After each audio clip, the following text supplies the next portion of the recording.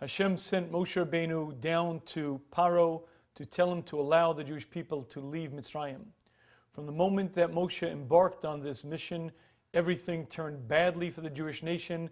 Not only didn't their plight improve, but it became much more severe. At a certain point, Moshe Rabbeinu turns to Hashem and says the words, Lama hareosa lama zeh. Why have you made it bad for this people? Lama zeh shalachtani, why have you sent me? Hashem, if you have some reason why you wish to make the suffering worse, don't count me involved in it, count me out of the picture. And whilst this expression came from a true love of the Klal Yisrael and a true sense of being a manhig, a leader who's concerned for his nation, the reality is that there was a complaint against Moshe Rabbeinu, and the Gemara tells us that Hashem was not pleased. Says the Gemara that Hashem said to Moshe Rabbeinu, Chaval al di avdim v'lo mishtachin. It's a shame that which we used to have and we no longer. Avram, Yitzchak, Yaakov, those were great people. And there are many, many situations where they could have asked questions. Not once did they ask, you Moshe Rabbeinu, one little bump in the road and you're asking questions. Chaval al di avdim v'lo mishtachin. They don't make them like they used to. And this is the Gemara's take on the fact that Moshe Rabbeinu seemed to have on some level slipped, on some level he seemed to have made a mistake. And what's very clear from this Gemara is that the Avos, Avram, Yitzchak, Yaakov, were on a greater level than Moshe. They didn't slip. They were greater, even on a higher pedestal than was Moshe Rabbeinu.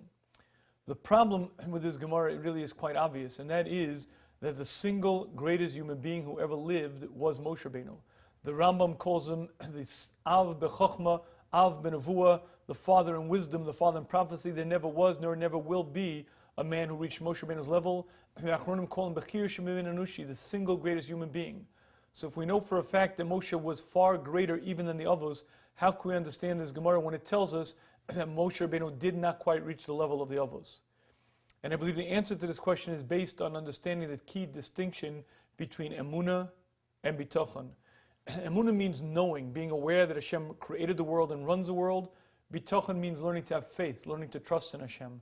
The Rambam defines Emunah as really understanding with an absolute clarity of sight that every action that happens on a planet is directed by Hashem. That's Emunah.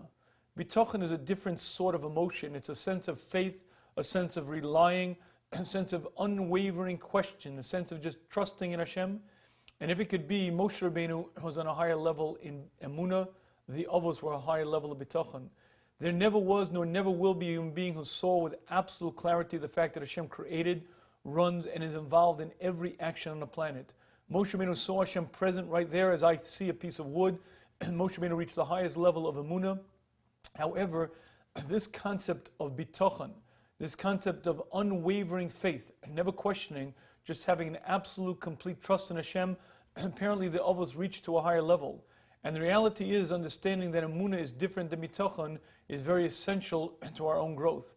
Emunah is something that we work on a constant level. That's what Shabbos is about. That's what studying nature is about. Seeing the fact that there's a creator who runs the world. But after I get that, I then have to work on Bitachon. Bitachon is training myself to trust in Hashem, training myself not to question Hashem, training myself to understand that Hashem has a much greater understanding of what's good for me and good for my future.